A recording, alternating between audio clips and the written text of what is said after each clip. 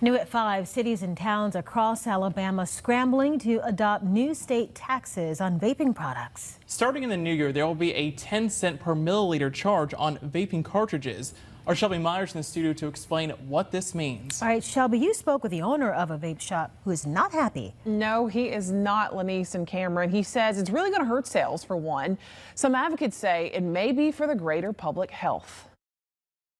It's a race against time. Cities and towns in Alabama have until Wednesday to pass resolutions in compliance with a new state tax on vaping products. A bill passed in the Alabama legislature this year puts a statewide 10-cent per milliliter charge on vaping products.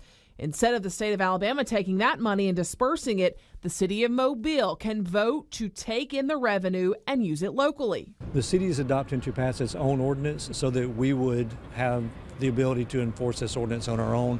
We would collect the funds. It would not be a pass-through to the state. Cordell Harris owns 8 Cloud9 vape stores from Mobile to Baldwin County. He says the new tax is extreme. The issue with their tax is they want to do a 10 cents per milliliter tax, and what that does is it disproportionately burdens people who use lower strength nicotine, because those bottles typically are 100 ml bottles. They retail for around $25, whereas people who use higher concentrated nicotine, it comes in smaller bottles. They're going to face a smaller tax, although the retail value is the same. Other municipalities can choose to do the same as Mobile and take in that tax money, or put an additional city tax on top of the state's tax on vape products. City of Mobile Executive Director of Finance Scott Collins says there's not a clear number on how much revenue this will bring in, but that may not be the point. The broader discussion is going to be the debate about public health versus revenue, understanding that this likely will drive usage down.